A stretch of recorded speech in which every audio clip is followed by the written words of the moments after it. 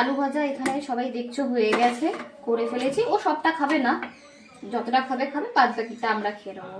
অল্প একটু পনির ভেজে রেখেছি, এবার ওর পোলাওটা করবো, কেন বাচ্চাদের জন্য তো বেশি মশলা দিয়ে তো করতে পারবো না, যার জন্য খুব অল্প গরম মশলা দিয়ে শুধু করব। যেমন এখানে এলাচ দিচ্ছি একটা, 3টের মতন লবঙ্গ, কিছু দারচিনি আর তেজপাতা, ব্যাস।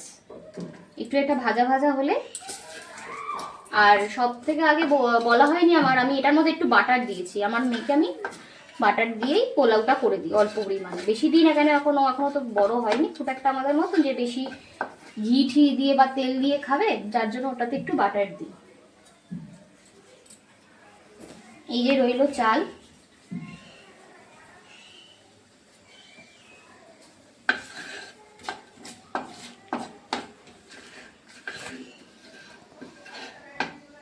চালটাকে এবার দিয়ে দেবো, কেন একটু ধোয়া উঠছে।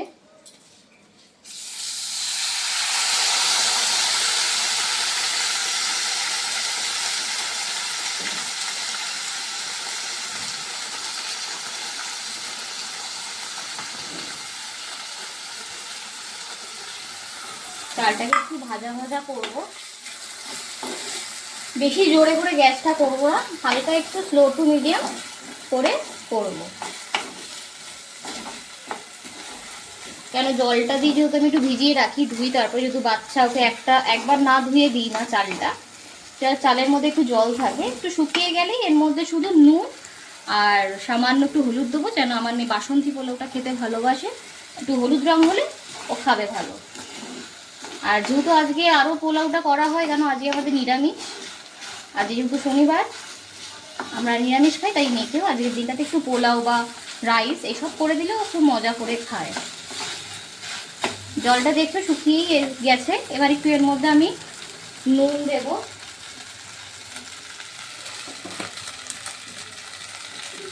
পরিমাণ মতো নুন,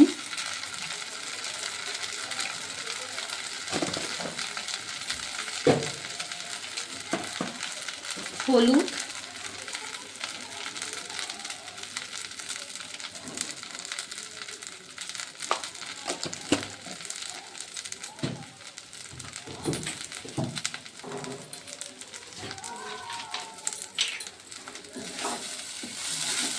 দিয়ে একটু নেড়ে নেব।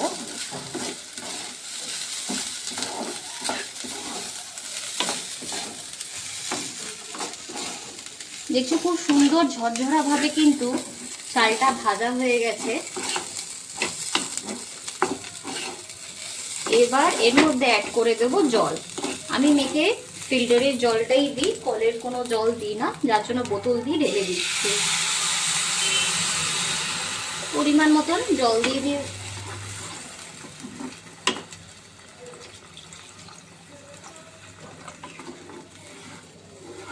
পরিমাণ মতন জলটা দিলাম, যদি আবার লাগে পরে তখন দেব।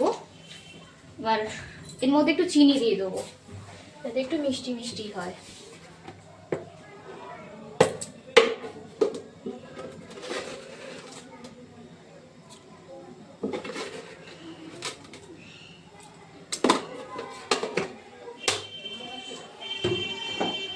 দিয়ে একটু নাড়িয়ে ঢাকা দিয়ে রাখবো। যখন একটু জলটা শুকিয়ে যাবে বেশ ভালো মতো, তখন এই পনির ভাজাটা অ্যাড করে দেবো, দিয়ে একটু রেখে নামিয়ে ফেলবো।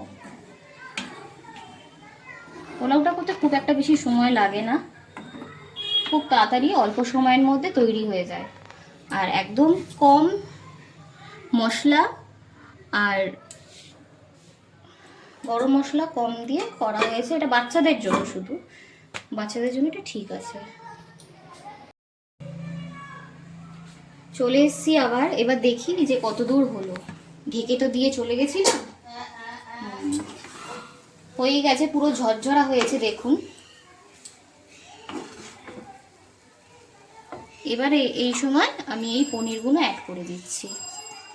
আমার মেয়ে শুধু পনির দিয়েই খেতে পছন্দ করে, কোনো বাদাম বা কাজু কিশমিশ বা অন্য কোনো ভেজিটেবল দিলে ও পছন্দ খুব একটা করে না, তার জন্য দিই না ওকে। এই শুধু পনির দিয়ে করে দিলেই ওটা খুব ভালো মনে খায়, ভালো মেয়ের মতন করে।